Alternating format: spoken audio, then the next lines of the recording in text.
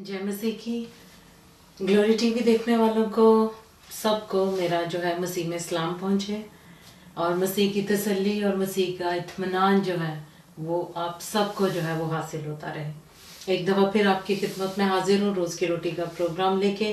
उम्मीद है कि लास्ट प्रोग्राम से आपने ज़रूर बरकत हासिल की होंगी और हम उम्मीद करते हैं कि ये जो हमने सिलसिला रोज़ की रोटी का शुरू किया है इससे आप और बरकत हासिल करें और रूहानी तरक्की हासिल करें और खुराक लें रूहानी, ताकि जो है हम आखिरी वक्त के लिए शैतान से जंग लड़ने के लिए जो है वो तैयार हों। जैसा हमने बताया था कि इसमें हम जो है वो बाइबल को सीखेंगे, स्टडी करेंगे, इसके मुख्तलिफ मौज़ूआत पे, मुख्तलिफ आयतों पे, मुख्तलिफ वर्सेस पे।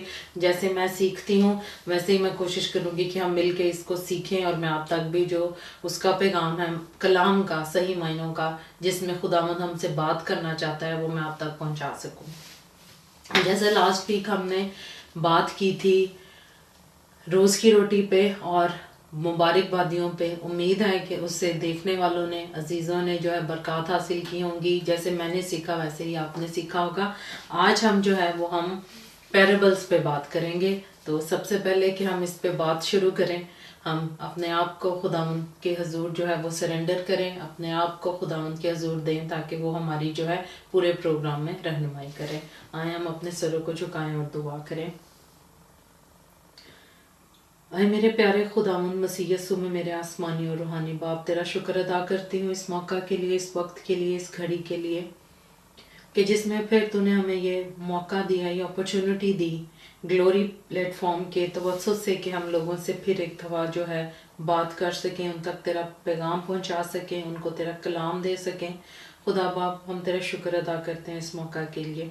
अपने प्रोग्राम को तेरे हाथों में सौंपती हूँ और तुझसे दुआ मांगती हूँ खुदा बाप कि तू मेरे अल्फाज का, मेरी ज़ुबान का ज़िम्मा ले। जो मैंने सीखा है वो मैं बेहतर तरीके से पाकरू के वसीला से जो है वो तमाम देखने वालों को, सुनने वालों को भी पहुँचा सकूँ और वो इससे सीखें और इससे रूहानी बरकत हासिल करें। तेरे बेटे यीशु के नाम में आमीन। सबसे पहले जिस तरह मैंने आपको कहा था कि जब हम ये प्रोग्राम देखें तो सबके हाथों में अपनी बाइबल्स होनी चाहिए। हमको जो है वो खुदा उनका जो कलाम है वो हमारे हाथों में होना चाहिए और हम जो है वो हर एक के हाथ में हो और हम जो है वो साथ पढ़ेंगे। आज हम जिस पे बात करेंगे वो है पैराबल्स। कि खुदावंद यीशु मसीह जो थे वो हमेशा तमसीलों में बात करते थे और उनका एक मकसद था तमसीलों में बात करने का। इसके लिए हम पढ़ेंगे मत्ती 13 बाब और उसकी 10 आयत से मैं शुरू करती हूँ। शागिर्दों ने पास आकर उससे कहा, तू उनसे तमसीलों में क्यों बातें करता है? उसने जवाब में उनसे कहा, इसलिए कि तुमको आसमान की बादशाही के भेदों की समझ दी गई है मगर उनको नहीं दी गई।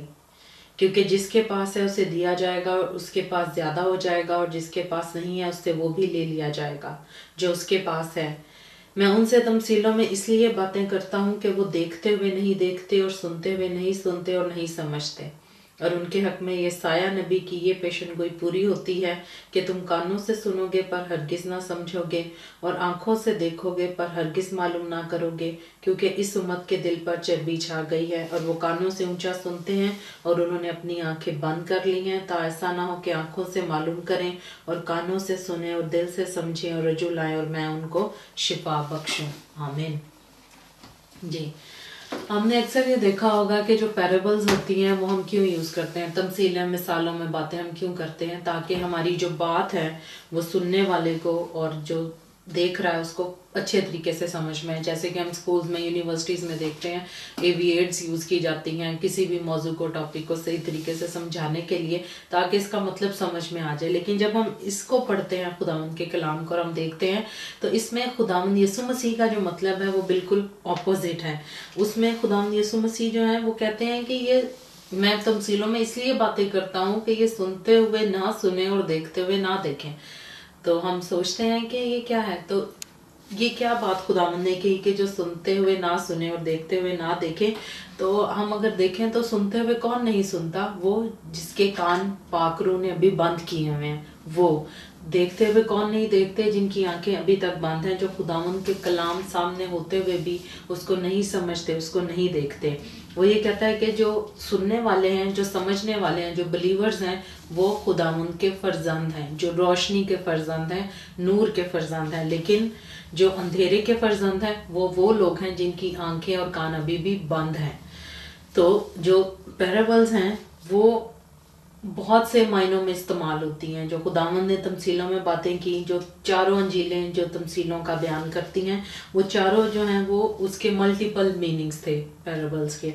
वो हमें इनकरेज भी करती हैं, हमें वार्न भी करती हैं, हमें चैलेंज भी करती हैं, और वो हमें नेगेटिव और पॉजिटिव चीज़ें भी बताती हैं। और वो हमें बताती हैं बहुत से लोगों को कंडेम करने के लिए भी, बहुत से लोगों को बताने के लिए भी। तो हम उनसे बहुत कुछ सीखते हैं कि जो पैराबल्स हैं उनके मल्टीपल मीनिंग्स हैं। तो इसमें हम ये देखते हैं कि ये जो अभी मैंने जो हवाला पढ़ा वो आपको यशायाह नबी के सहीफे में उसके 42 चैप्टर उसकी 18 to 20 वर्स में भी यही मिलेगा, और 6 जो है यशायाह नबी का बाब 6वां बाब उसकी 9 से 10 आयत में भी यही हवाला है। और इसमें खुदावंद यीशु मसीह ने यशायाह के किताब से, यशायाह के सहीफे से यहाँ पे बयान भी दिया है, वो हवाला भी इस्तेमाल किया है कि जैसे यशायाह नबी ने कहा कि ये देखते हुए ना देखें और सुनते हुए ना समझें।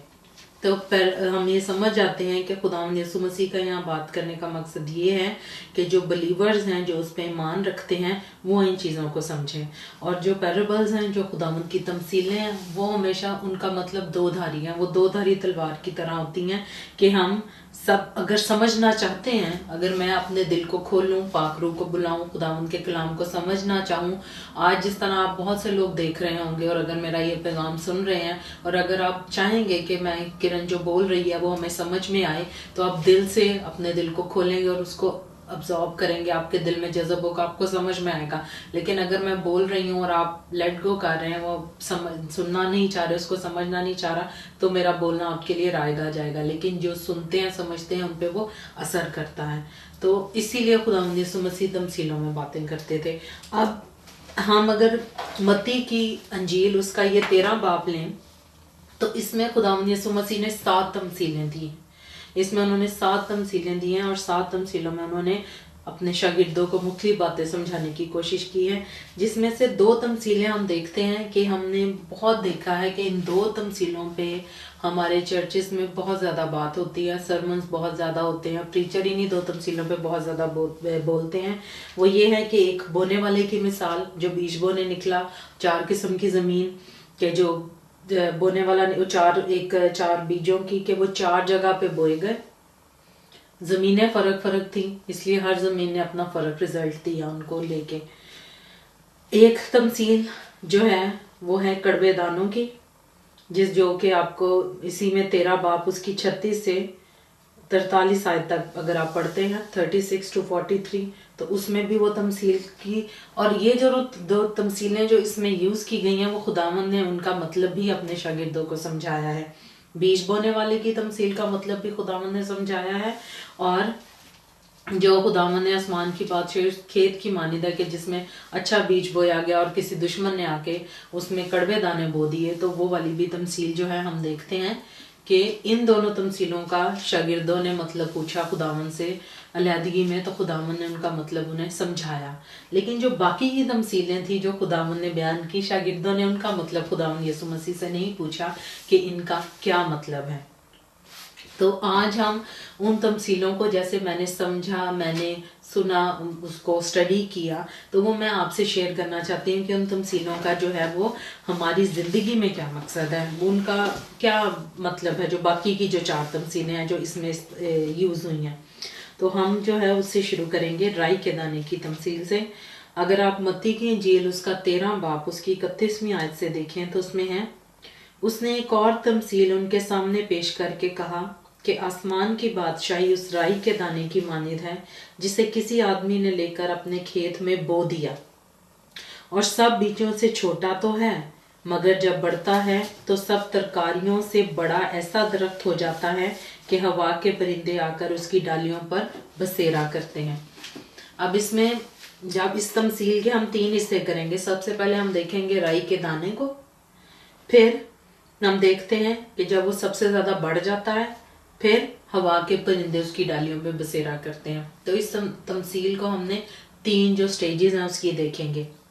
ये पैराबल जो है राई के दाने की तमसील, ये आपका इसका हवाला जो है वो मरकस में भी मिलता है, लूका में भी ये इसी तरह ही इस तमसील का बयान है। अब हम देखते हैं कि जो आसमान की बादशाही है वो क्या है।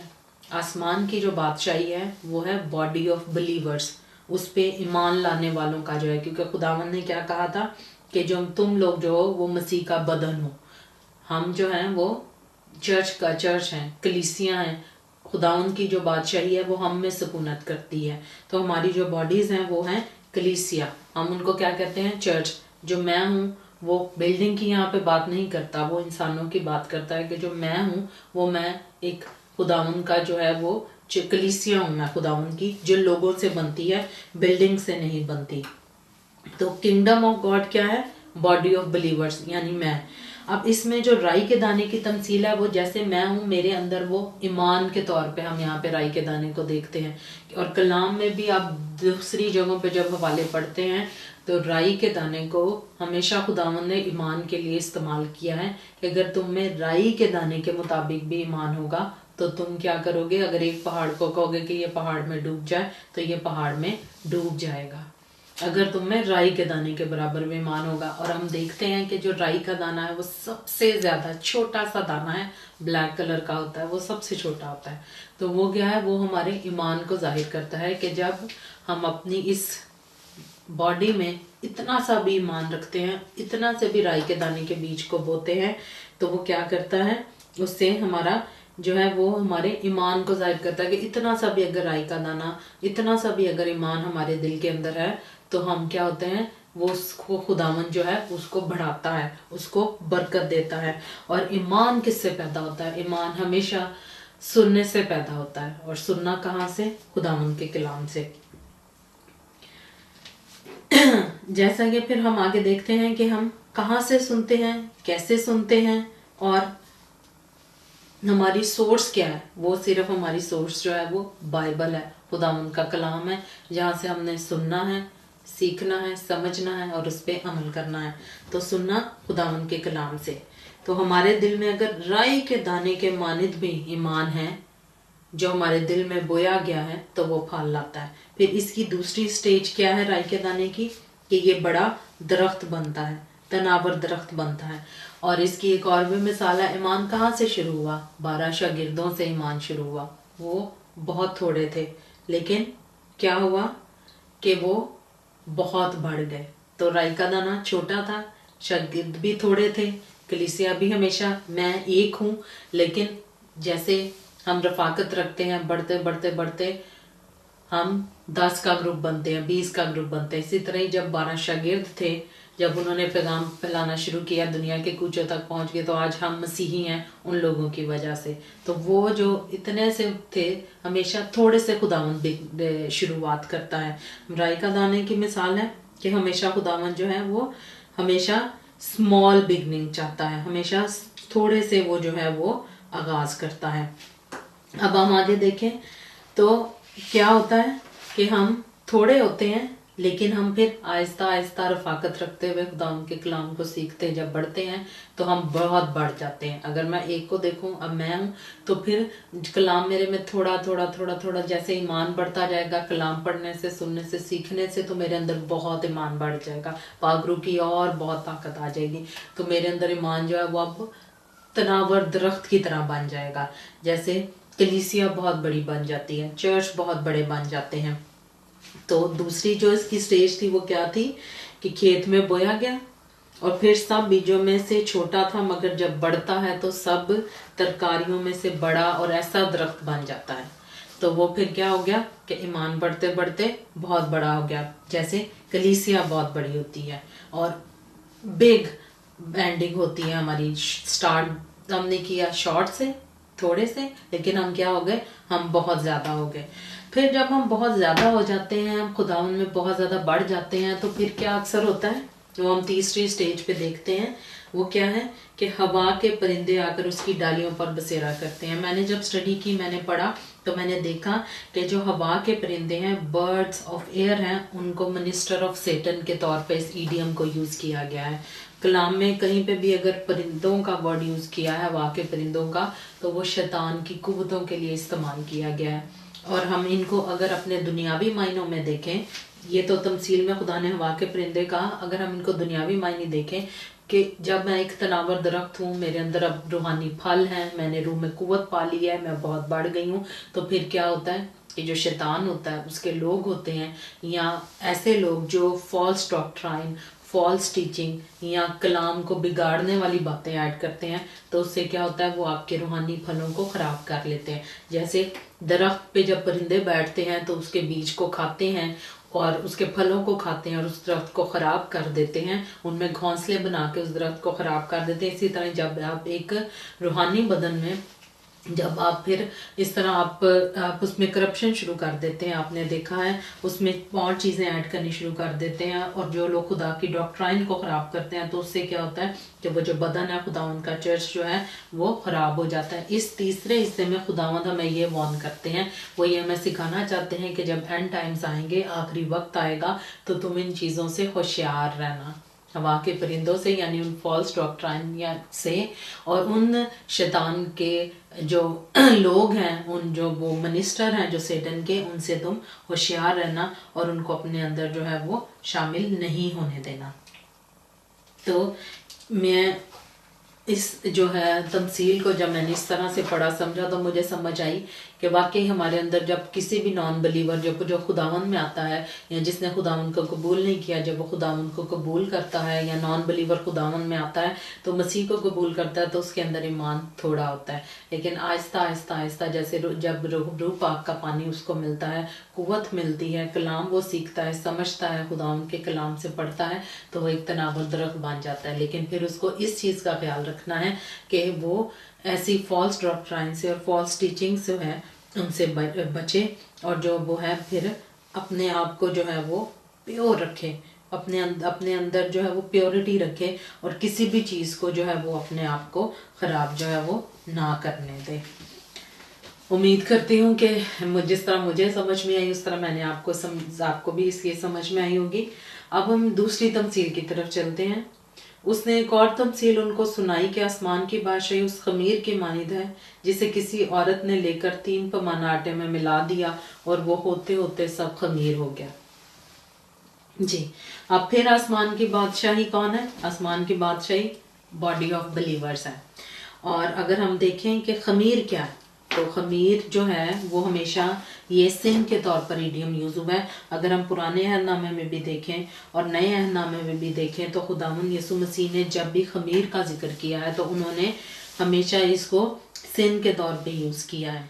7 दिन तक तुम बेखमीरी रोटी खाना और पहले ही दिन से खमीर अपने अपने घर से बाहर कर देना, इसलिए कि जो कोई पहले दिन से 7वें दिन तक खमीरी रोटी खाए वो इस शख्स इसराइल से काट डाला जाए। यानी कि 6 दिन तक तो तुम बेखमीरी जो खमीर की रोटी है वो खा सकते हो, लेकिन 7वें दिन क्या करना है, उसको अपने घर से बाहर करना है। अब 7वें दिन उसको घर से बाहर करने का हुक्म खुदा ने उनको क्यों दिया? वो इसलिए उनको दिया क्योंकि सब्बत के दिन के लिए उनको अपने आप को सेंटिफाई करने की ज़रूरत होती थी, अपने आप को प्योर करने की ज़रूरत होती थी। तो खुदावन ने उनको कहा कि खमीर को अपने घर से बाहर कर देना। तो इधर भी हम देखते हैं कि क्योंकि ये जो है जो घर से बाहर फेंक देना, क्योंकि ये चीज़ों को ख़राब करता है।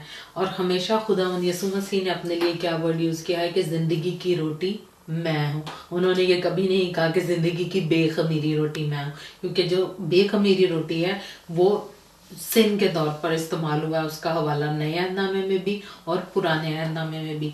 इसलिए खुदावंद यीशु मसीह ने जब कहा कि ज़िंदगी की रोटी मैं हूँ, तो वो बहुत अच्छी तरह से जो उस वक़्त के फ़कीह फरीसी थे, जो कलाम को जो तौरा से बहुत अच्छी तरह वाकिफ़ थे, वो ये समझते थे कि किन मायनों में बात कर रहा है। तो खमीर का वर्ड हमेशा जो है वो इसके लिए यूज़ किया गया है।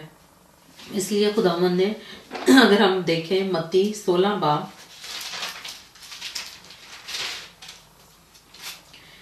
उसकी 6 से 12 आयत तक हम देखते हैं। यीशु ने उनसे कहा, खबरदार, फरीसियों और सदूकियों के खमीर से होशियार रहना, वो आपस में चर्चा करने लगे कि हम रोटी नहीं लाई। यीशु ने ये मालूम करके कहा, एकाम में तकादो, तुम आपस में क्यों चर्चा करते हो कि हमारे पास रोटी नहीं? क्या अब तक नहीं समझते? और उन 5,000 की 5 रोटियां तुमको याद नहीं, और ना ये कि कितनी रोटियां उठाई? तो आगे आगे आप देखते हैं, और ना उन 4,000 आदमियों की 7 रोटियां, और ना ये कि कितने टोकरे उठाए। क्या वजह है कि तुम नहीं समझते कि मैंने तुमसे रोटी की बाबत नहीं कहा? फरीसियों और सदूकियों के खमीर से खबरदार रहना। तब उनकी समझ में आया कि उसने रोटी के खमीर से नहीं, बल्कि फरीसियों और सदूकियों की तालीम से खबरदार रहने को कहा। प्लीज इस हवाले को जरूर नोट करें। मत्ती 16 बाब, उसकी आप 12 शुरू से ही आप इसको पढ़ लें, लेकिन इसको आप 5 से अगर 12 आयत तक आप इसको पढ़ें तो आपको 13 बाब में खुदावंद यीशु मसीह की इस तमसील की बहुत अच्छी तरह से समझ में आएगी कि खुदावंद की बादशाही उस खमीर की मानिद है जिसे किसी औरत ने लेकर 3 पैमाना आटे में। अब 3 पैमाना आटे का ही क्यों यहाँ पे जिक्र है कि ये एक ज्यूइश कल्चर है, उनका एक तरीका है कि वो मील के लिए जो है वो 3 पैमाना आटा जो है वो इस्तेमाल करते हैं। क्योंकि आप पुराने नामे में जब देखते हैं कि इब्राहिम को जब जीसस और 2 फरिश्तों ने जो था वो विजिट किया था, तो जब सारा ने उनके लिए खाना तैयार किया था तो उसने 3 पैमाना आटा लिया था। तो आज भी अरेबियन कल्चर में और ज्यूइश कल्चर में ये है कि वो जो है वो इतना 3 पैमाने का आटा लेकर तो उसको जो है वो इस्तेमाल करते हैं अपने मील के लिए। अब आपको यहाँ पे अगर खमीर का मतलब समझ में आ गया है तो आपको ये तमसील भी समझ में अच्छी तरह से आ गई होगी कि खमीर का मतलब है गुनाह। हमारी और आसमान की बादशाही क्या है? हमारी बॉडीज, हम जो बिलीवर हैं, अगर हम अपनी मसीही तालीम में दुनिया की तालीम शामिल कर देते हैं, दुनिया की बातें शामिल कर देते हैं, तो हम क्या करते हैं? उसको खमीरा कर देते हैं, उसको खराब कर देते हैं।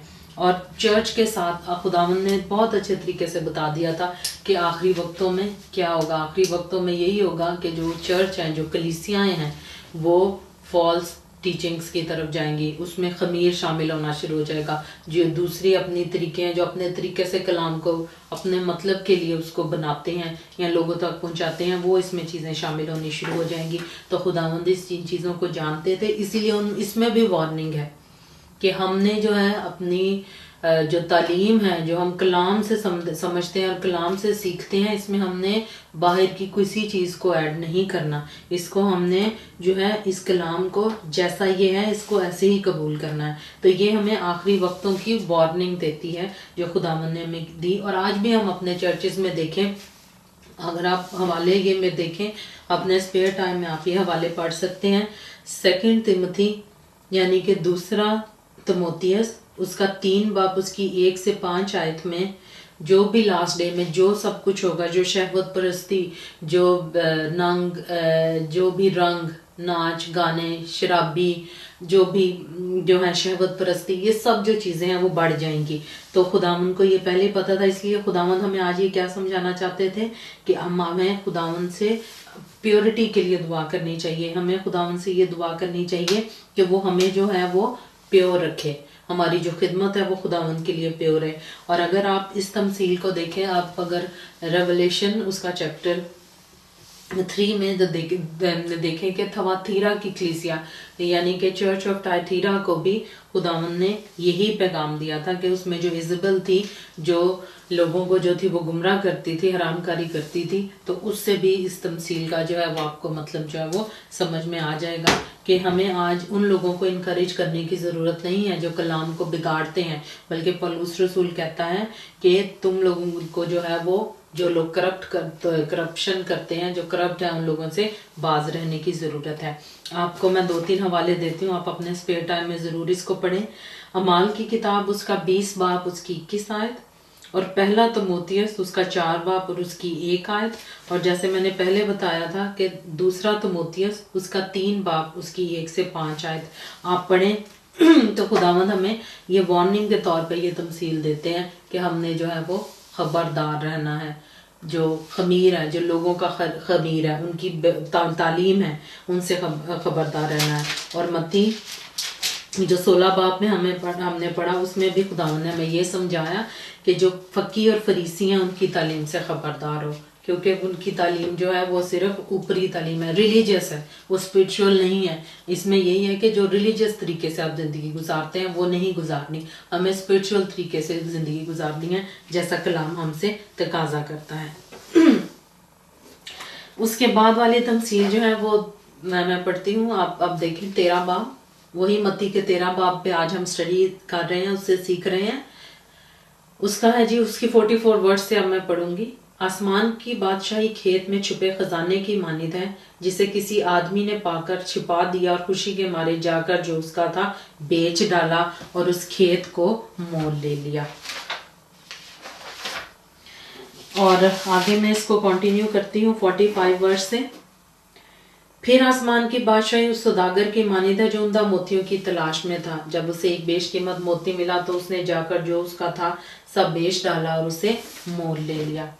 अब छुपा हुआ खजाना, हिडन ट्रेजर, जिसे उसने किसी आदमी ने खेत में छुपा दिया। अब खेत, दोनों जगह पे, दोनों तमसीलों में जो खेत का लफ्ज है वो दुनिया के लिए इस्तेमाल हुआ। अगर आप कड़वे दानों की तमसील देखें जो खुदावन ने एक्सप्लेन की, तो उसमें उन्होंने बताया कि खेत क्या है, दुनिया है। और हमेशा बीज को, मोतियों को, खजाने को, अच्छे दानों को खुदावन ने हमसे तशबीह दी है, हम लोगों से तशबीह दी है, जेंटाइल से दी है, ज्यूज से दी है। और जब हम जेंटाइल और ज्यूज कोई भी हो, जब वो मसीह में हैं तो वो एक हैं। तो खुदावन ने ये हमें कहा है कि हम छुपा हुआ खजाना है उसका, उसकी बेशकीमत जो है हम उसके मोती हैं। तो वो सौदागर और वो आदमी कौन है, वो जीसस क्राइस्ट है, वो खुदावन है कि हमें रिडीम करने के लिए, हमें बचाने के लिए, हमें हमारे गुनाहों से माफ़ी देने के लिए वो इस दुनिया में आया, वो इस खेत में आया। और इस खेत में जो हम छुपे हुए थे हमें उसने मोल ले लिया, हमें हमारे गुनाहों से छुड़ाने के लिए। उसने ये जो तमसील है इसमें खुदावन ने हमें जो है वो ये समझाया है कि वो हमसे कितना प्यार करता है। अगर आप इन दोनों तमसीलों को पढ़ें तो आपको उसकी मोहब्बत समझ में आ जाएगी कि खुदावन जो है वो हमसे प्यार करता है, वो उसके नज़दीक हमारी वैल्यू है, वो हमें रिडीम करना चाहता है, वो हमें छुड़ाना चाहता है, वो हमारी कितनी डिज़ायर रखता है, वो हमें कितना पसंद करता है, वो ये है। क्योंकि खुदावन यीशु मसीह ने यहाँ पे जो है वो उसने बेशकीमत मोती जो था उस मोतियों की तलाश में था। और खुदावंद यीशु मसीह भी क्या कहते हैं कि वो खोए हुओं को ढूंढने और बचाने आया है। अगर आप हवाला पढ़ें मेरे साथ जो है वो, उसमें खुदावंद ने ये कहा है कि वो खोए हुओं को ढूंढने और इसराइल की खोई हुई भेड़ों को ढूंढने और बचाने आया है। तो खुदावंद यीशु मसीह हमें क्या करता है कि हम उसके खोए हुए मोती हैं जिन्हें वो ढूंढता है और बचाता है। वो हमें रिडीम करने आया है, हमें बचाने आया है, हमें छुड़ाना है, क्योंकि वो हमसे बेपनाह प्यार करता है। अब हमें उसको जो है उसके हजूर हमें जो है वो पेश करना है, अपने आप को सरेंडर करना है, क्योंकि जब वो हमसे प्यार करता है तो हमें भी बताना है कि हम उससे प्यार करते हैं। तो अगर आप अफिशियंस यानी कि इफ्सियों की किताब उसका 1 बाब उसकी 3 से 5 आयत तक पढ़ें, और रोमन्स उसका 8वां बाब उसकी 29 से 30 आयत तक पढ़ें, तो आप खुदावंद इसमें बहुत खूबसूरत तरीके से बता देते हैं कि ये सब कुछ जो है उसने हमारे लिए किया, हमारे लिए तैयार किया, और हम हमें उसको किस तरह पेश करना है।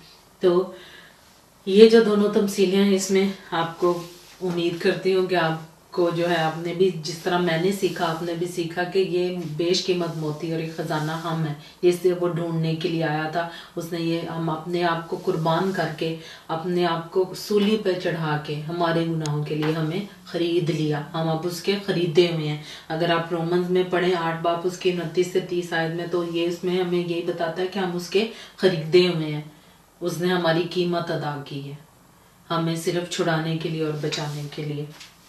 तो ये जो 13 बाब में 7 तमसीलों का जिक्र है, अगर आप इन पे गौर करें तो ये 2 तमसीलें जो है हमेशा, जो ये 4 तमसीलें हैं ये ज़्यादा मैंने नहीं देखा कि हमने सीखी हो समझी हो, लेकिन मैंने ये चाहा कि पहली 2 तमसीलों पे तो हम बहुत दफ़ा हमने सुना है, बीज बोने वाले की मिसाल और कड़वे दानों की मिसाल। तो मैंने ये कहा कि अगर मैंने कोई चीज़ सीखी है तो वो मैं आपके साथ भी शेयर करूं। मैं दुआ करती हूँ खुदावन से कि आए खुदा बाप, मैं तेरे हजूर दुआ करती हूँ अपने आप को खुदा बाप तेरे हजूर सरेंडर करती हूँ कि खुदा बाप वाकई तू हमसे प्यार करता है, तूने हमें बचाया है, तूने हमें छुड़ाया है खुदावंद। इसी तरह ही खुदा बाप तू हमारे अंदर जो ईमान का बीज है उसको खुदा बाप उनको किसी को चुराने ना दे। खुदा बाप उसको खमीर से बचा, उसको खुदा बाप तू और बढ़ा और इसको करप्ट ना होने दे खुदा बाप। और तू हमें संभाल के रख और हमें ये ताकत दे, ये कुव्वत दे कि हम शैतान का मुकाबला कर सकें। एक दफ़ा फिर मैं तेरा शुक्र अदा करती हूँ खुदा बाप कि आज के पूरे प्रोग्राम में तूने हमारी रहनुमाई की, हमें संभाला। और मैं दुआ करती हूँ और उस प्रोग्राम देखने वाले के लिए जो इस वक्त इस प्रोग्राम को देख रहा है कि खुदा बाप तू उनकी आंखें खोल, उनके कान खोल कि वो देखें और वो समझें और अपने आप को आखिरी वक्त के लिए तैयार करें और खुदा बाप बचाए जाएं। एक दफ़ा फिर ग्लोरी टीवी के लिए, इस प्लेटफॉर्म के लिए तेरा शुक्र अदा करती हूँ कि तूने हमें मौका दिया कि हम तेरे कलाम को जो है वो लोगों तक पहुँचा सकें। इस टीवी के लिए, इस प्लेटफॉर्म के लिए तुझसे बरकत मांगती हूँ और तेरे बेटे यीशु के नाम में ये सब कुछ मांगती और ईमान से पाती हूँ।